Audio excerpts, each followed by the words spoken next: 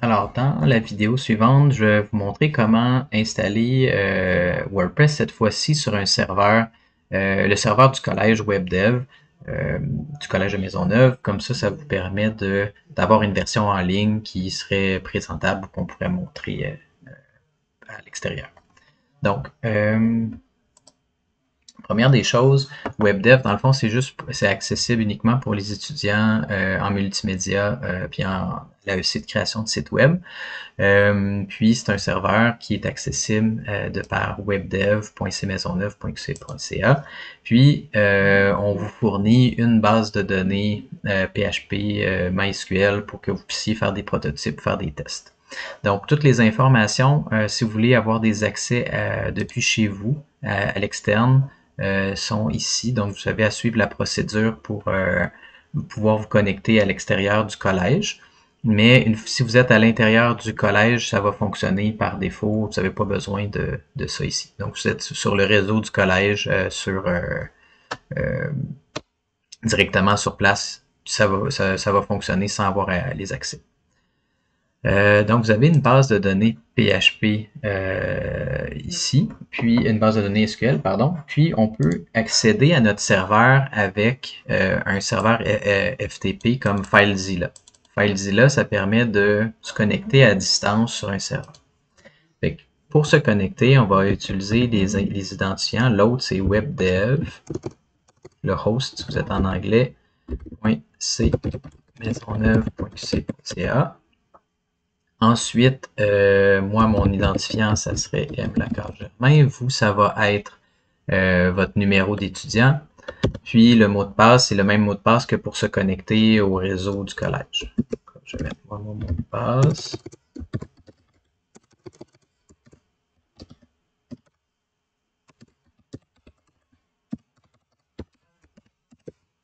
Parfait. Et le port, c'est 22. Ensuite, on fait connexion rapide.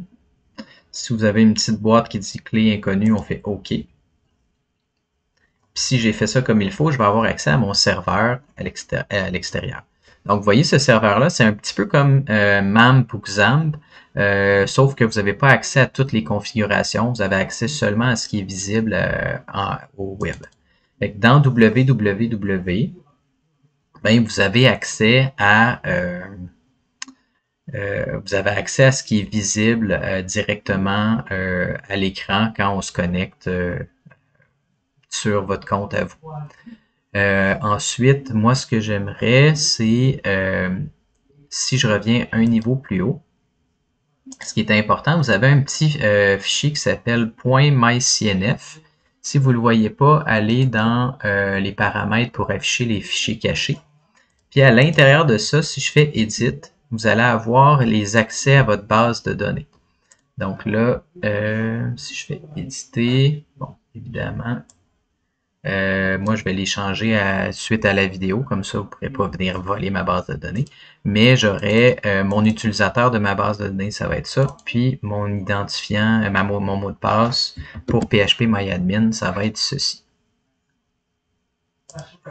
Fait que maintenant, je peux me connecter. webdev.cmaisonneuve.qc.ca. Je mets mon utilisateur, je mets mon mot de passe. Là, moi, j'ai accès à beaucoup de bases de données en tant que prof, mais vous devriez avoir une seule base de données.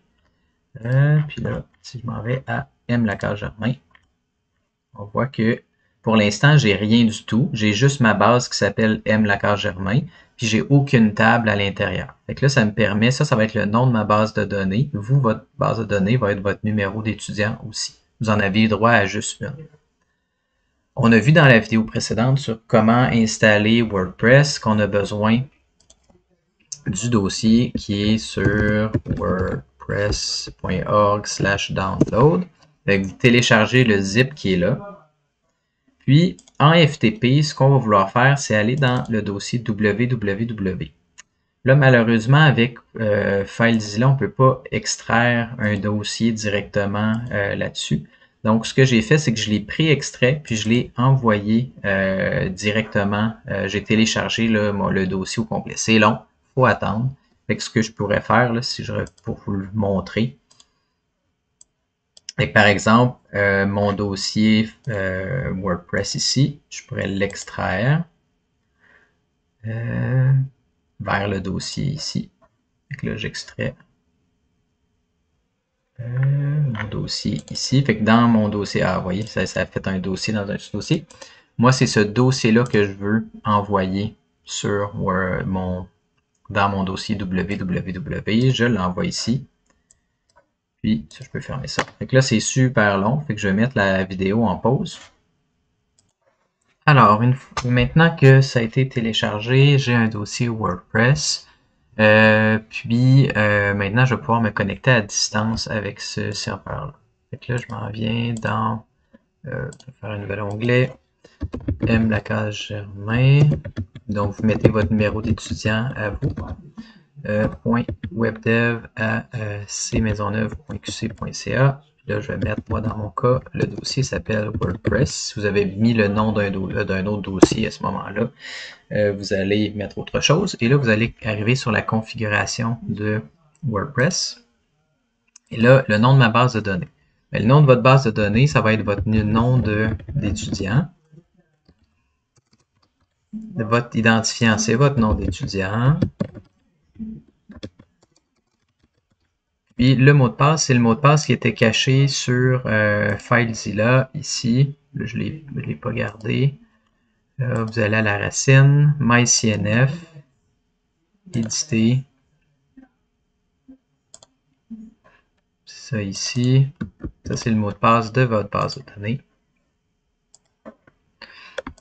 Ça ici. Et là, c'est là que le préfixe est important. Vous avez droit à une seule base de données. Fait que si vous avez plusieurs projets WordPress, vous devez utiliser un préfixe différent pour chaque projet WordPress. Si vous avez déjà un projet fait avec d'autres cours de PHP, vous auriez peut-être voulu les préfixer aussi pour pas qu'ils arrivent en conflit, mais le préfixe va être important. Fait que là, envoyer, lancer l'installation. Et là, maintenant, ben là, je peux faire l'installation normale de mon site, mon beau site. Je vais mettre un admin. 1, 2, 3, 4, 5. Évidemment, mettez quelque chose de plus sécuritaire, s'il vous plaît. Confirmez l'utilisation d'un mot de passe faible. Puis mettez le courriel pour la récupération du mot de passe si vous avez oublié. Installer. Ça va prendre une couple de secondes.